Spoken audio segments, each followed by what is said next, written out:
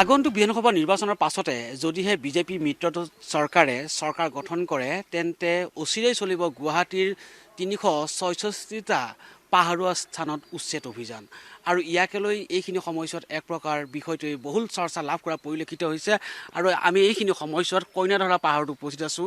গুৱাহাটী মহানগৰীৰ এটা অন্যতম গুৰুত্বপূৰ্ণ স্থান খানাপাৰাৰ কইনাধৰা অঞ্চলটো। এইখিনি সময়ছোৱাৰ পৰিৱেশটো দেখুৱাব বিশ্বজিৎ দাসে আৰু এয়া হৈছে এটা পাহাৰুৱা অঞ্চল কইনাধৰা। কাৰণ কইনাধৰা এক প্ৰকাৰ গুৰুত্বপূৰ্ণ অঞ্চল বুলি ক'লে হয়তো ভুল কোৱা নহ'ব, কাৰণ বহু লোকে বসবাস কৰে। তেনে ক্ষেত্ৰত ভূমি অধিকাৰ পাৰ্টি নামৰ এটা সংগঠনে শেহতীয়াভাৱে দাবী কৰিছে এই উচ্ছেদ অভিযান চলোৱা কথাটোক লৈ। তেওঁলোকে দাবী কৰিছে যে যদিহে বিজেপি চৰকাৰে অসমত মিত্ৰজোঁট চৰকাৰখনে চৰকাৰ গঠন কৰে তেন্তে প্ৰথমটো কামেই হ'ব গুৱাহাটী মহানগৰীৰ ৩৬৬টা পাহাৰুৱা অঞ্চল চিনাক্ত কৰি এফালৰ পৰা উচ্ছেদ কৰিব। তেনে ক্ষেত্ৰত এই খবৰটো শুনাৰ পাছতে ভীতিগ্ৰস্ত হৈ পৰিছে পাহাৰুৱা অঞ্চলবাসী গুৱাহাটী মহানগৰীৰ। এইখিনি সমস্যাত আমি কথা পাতিবৰ কাৰণে চেষ্টা কৰিম। কইনাধৰাৰ কেইবাগৰাকী প্ৰবীণ ব্যক্তি আছে, এওঁলোকে পাহাৰুৱা অঞ্চলটোত বসবাস কৰে। ইয়াৰ পাছত তেওঁলোকৰ প্ৰতিক্ৰিয়া কি হ'ব? দাদা, কি ক'ব আচলতে? এয়া চৰকাৰৰ কেনেকুৱা নীতি, এই নীতিটোৱে আমি বুজি পোৱা নাই।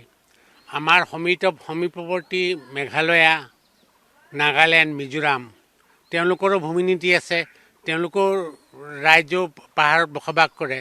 কিন্তু আমাৰ অসমৰ ক্ষেত্ৰত এইটো কিয়? ভূমি নীতিত ইমান ডিছপেৰিটি থাকিব নালাগে, অলপ সামঞ্জস্য থাকিব লাগে। গতিকে আমি আচৰিত হৈছোঁ যে আমি ইয়াত বাস কৰি থকা আজি প্ৰায় 40 বছৰ হ'ল। 40 বছৰৰ পাছত মই চাকৰি কৰিছিলোঁ, ৰিটায়াৰ হ'লোঁ, এখেতেও চাকৰি কৰিছিলে, ৰিটায়াৰ হ'ল। এতিয়া আমি বেলেগত গৈ ঘৰ দুৱাৰ কৰাৰ আমাৰ কোনো ৰাস্তা নাই। গতিকে আমি আৰু পথৰ ভিকাৰী হ'ব লাগিব আমাৰ ইয়াত উচ্ছেদ কৰিলে। এইখিনিয়ে মোৰ ক'ব লগা। গতিকে চৰকাৰে এইটো বিবেচনা কৰক। নিশ্চয় আপোনাৰ পৰা দুআষাৰ জানিম, কাৰণ এই খবৰটো শুনাৰ পাছতেই গুৱাহাটী মহানগৰীৰ ৩৬৬টা পাহাৰুৱা অঞ্চলৰ আৱাসীসকল আতংকিত হৈ পৰিছে। হয়, মই যোৱাকালি প্ৰতিদিন পেপাৰত পালোঁ, পাই পেলাই প্ৰবীণজ্যোতি কলিতাক মই কথাটো সুধিলোঁ। সোধাৰ পিছত চৰকাৰে বোলে তাত তৎকালীন এটা অধিসূচনা জাৰি কৰিব। ইলেকশ্যনৰ এপ্ৰিল মে' মাহতে যদিহে বিজেপি গভৰ্ণমেণ্ট হয় তেতিয়াহ'লে হিমন্ত বিশ্ব শৰ্মা ছাৰে এই ৩৬৬টা ভূমি চিলেক্ট কৰি থৈছে আৰু গতিকে এইখিনি উচ্ছেদ কৰিবৰ কাৰণে তেওঁ এটা নীতি গ্ৰহণ কৰি থৈছে। আৰু মই আছিলোঁ ইয়াত 1986 চনৰ পৰা ইয়াত মই ভূমি দখল কৰি আছিলোঁ। বৰ্তমান এতিয়া অৱসৰপ্ৰাপ্ত বিষয়া। যদি ঘৰটো ভাঙি দিয়ে তেনেহ'লে আমি আৰু ঘৰ বনাব পৰাকৈ আমাৰ হাতত সামৰ্থ্য নাই। নিশ্চয় আৰু এয়া হৈছে এইসকল ব্যক্তিৰ প্ৰতিক্ৰিয়া, কাৰণ কোনেও সহজভাৱে গ্ৰহণ কৰিব পৰা নাই এনেধৰণৰ এটা সিদ্ধান্ত। কাৰণ বহু লোকে যেতিয়া মেঘালয়ৰ ৰাজধানী শ্বিলঙৰ পৰা অসমৰ দিছপুৰলৈ অসমৰ ৰাজধানী হিচাপে আচলতে স্থানান্তৰ কৰা হৈছিল, তাৰ পাছতে গুৱাহাটী মহানগৰীৰ যি গুৰুত্ব, সেই গুৰুত্ব বৃদ্ধি পাইছে আৰু সেই অনুসৰি বহু লোকে জীৱন জীৱিকাৰ তাৰণাত পাহাৰুৱা অঞ্চলসমূহতো তেওঁলোকে স্থায়ীকৈ বসবাস কৰিছিল। কিন্তু এই খবৰটো শুনাৰ পাছতে এক প্ৰকাৰ আতংকময় পৰিৱেশৰ সৃষ্টি হৈছে। দাদা, আপোনাৰ পৰা দুআষাৰ জানিব বিচাৰিছোঁ, কাৰণ গুৱাহাটী মহানগৰী এটা গুৰুত্বপূৰ্ণ অঞ্চল সমগ্ৰ উত্তৰ পূৰ্বাঞ্চলৰ ভিতৰতে। বহু লোকে হয়তো সমতলৰ মাটি ক্ৰয় কৰিব নোৱাৰে, তেনেস্থলত পাহাৰতে তেওঁলোকে বসবাস কৰিবলগীয়া হৈছে। কিন্তু শেহতীয়াভাৱে ৩৬৬টা পৰিয়াললৈ স্থান চিনাক্ত কৰি উচ্ছেদৰ কাৰণে এক প্ৰকাৰ তেওঁলোকে পৰিকল্পনা যুগুত কৰাৰ কথা কৈছে। যোৱাৰ পৰিণতিত 1,30,000 পৰিয়াল, পাহাৰুৱা পৰিয়াল এক প্ৰকাৰ দিশহাৰা হোৱাৰ দিশে আগবাঢ়িছে। এইটো চৰকাৰৰ এটা জনবিৰোধী কথা হ'ব, কাৰণ মানুহখিনিয়ে আমি যিখিনি মানুহ ইয়াত বসবাস কৰি আছোঁ আজি 40-45 বছৰে, আমিতো দিশহাৰা হৈ যাম। এই ক্ষেত্ৰত চৰকাৰে এটা সুস্থিৰ চিন্তা কৰিলে আমাৰ কাৰণে ভাল হ'ব। এইখিনি আৰু ক'ব লগা। নিশ্চয় যদিহে তেওঁলোকে এই দলটোৱে ভূমি অধিকাৰ পাৰ্টি নামৰ দলটোৱে দাবী কৰা লেখীয়াকৈ সেয়া যদি বাস্তৱায়িত হয় তেন্তে জীয়াই থকাতে সাংঘাতিক ধৰণৰ এটা অসুবিধা হ'ব দেখোন। এইটো মানুহৰ এনেকুৱা এটা পৰিস্থিতি হ'ব যে আমি খিলঞ্জীয়া হিচাপে চৰকাৰে যিখিনি কথা কৈ আছে, খিলঞ্জীয়াৰ সুৰক্ষা, এইটোতো অসাৰত পৰিণত হ'ব। মই একেবাৰে শেষত আপোনাৰ সৈতে কথা পাতিব বিচাৰিছোঁ। দাদা, আপুনি এগৰাকী প্ৰবীণ ব্যক্তি। মই কৈছোঁৱে শ্বিলঙৰ পৰা দিছপুৰলৈ ৰাজধানী স্থানান্তৰ হোৱাৰ পাছতে গুৱাহাটীৰ গুৰুত্ব বৃদ্ধি পাইছে। তেনেক্ষেত্ৰত বহু লোকে পাহাৰত বসবাস কৰি আছে। আজি কইনাধৰাও একেবাৰে গুৰুত্বপূৰ্ণ এটা অঞ্চল। তেনেক্ষেত্ৰত এই খবৰটো শুনাৰ লগে লগে কইনাধৰা পাহাৰখনৰ নামো আমি পাইছোঁ। কি ক'ব? এতিয়া আপুনি চাওক, আমি ইয়াতে আপোনাৰ নেপালী মানুহ আছিল, খাচীয়া আহি আপোনাৰ দখল কৰিছিল।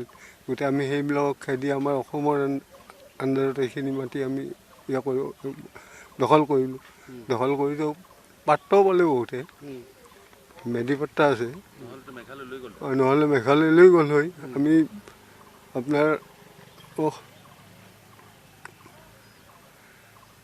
আমি তেওঁলোকক খেদাই পেলাই আমি মাটিটো দখল কৰি লৈছোঁ, নহ'লে তেওঁলোকে মেঘালয় চামিল কৰি দিলে। প্ৰায়খিনি খিলঞ্জীয়া অসমীয়া মানুহ ইয়াৰে। প্ৰায় খিলঞ্জীয়া, প্ৰায় মানে গোটেই খিলঞ্জীয়াই অসমীয়া মানুহ। কি ক'ব হিমন্ত বিশ্ব শৰ্মা চৰকাৰলৈ কিবা অনুৰোধ জনাবনে? তেওঁলোকে কৈছে যদিহে মিত্ৰজোঁট চৰকাৰখন আহে, বিজেপি মিত্ৰজোঁট হিমন্ত বিশ্ব চৰকাৰখন যদি আহে তেন্তে এক প্ৰকাৰ নিশ্চিত উচ্ছেদ। এতিয়া তেওঁক কি ক'ম, তেওঁতো সদায় খিলঞ্জীয়াৰ প্ৰতি দৰদ দেখুৱাই থাকে। গতিকে আজি যদি সেইটো কাম কৰে তেতিয়াহ'লে খিলঞ্জীয়া মানুহৰ কি অৱস্থা হ'ব? গতিকে কি হ'ব তেওঁলোকৰ ভৱিষ্যত কি? গতিকে এইখিনি মোৰ ক'বলগীয়া।